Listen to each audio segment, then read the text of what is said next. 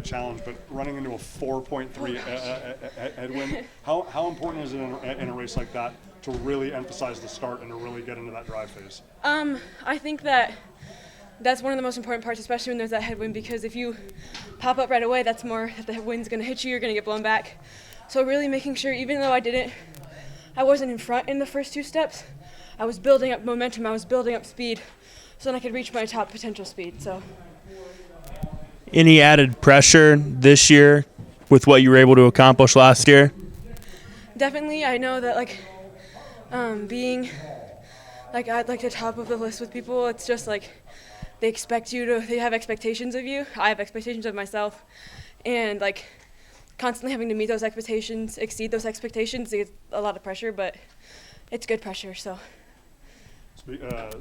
Speaking of pressure, your ability to just compartmentalize, right, and to take one challenge at a time.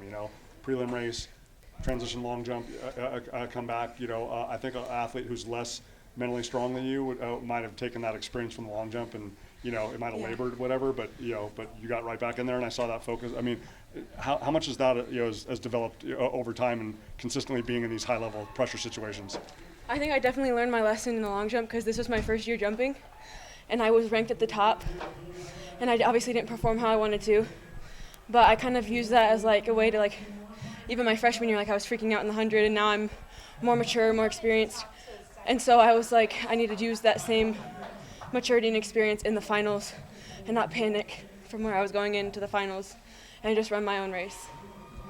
How does today feel just overall, being here at the Drake Relays, your teammates behind me and you were running 2 lanes over from Lily again? Just how did today feel for you in general? I felt really good. I mean, when I was jumping, I strained my hip flexor. So I was kind of in between. I had it wrapped and then the wrap fell off. And so I was a little bit nervous, but having Lily definitely helps because she's just somebody I can always look to. She kind of grounds me whenever I'm getting jittery or antsy. She's always calm, cool, collected. So it's always nice having her around. The fact that you're able just to continue to persevere, right? Even when you were a freshman and it might have been, a little bit overwhelming, you're never gonna make excuses. I mean, just the fact that you can kind of block that out for 11 or 12 seconds. How good is that not only for now, but whatever challenges may arise at state? It definitely helps now. I mean, I think I was blessed. My freshman year, the people who I was running against were both seniors. They both were.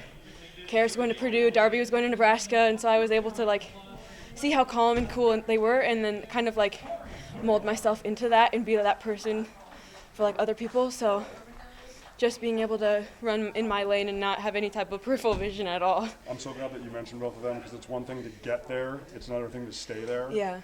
How proud are you, to be able to continue to be the standard that everyone else wants to be measured by right now? It feels good. I know I need to keep improving myself because next year at even the higher level I'll be going and I won't be at the top and I have to work my way back up. So those meets are all going to be just as high pressured as this one. They're even more high pressured than this one. And I'll have a whole team counting on me of better athletes than I am. So it's going to be a lot more pressure. So I'm glad I'm learning how to cope with it now.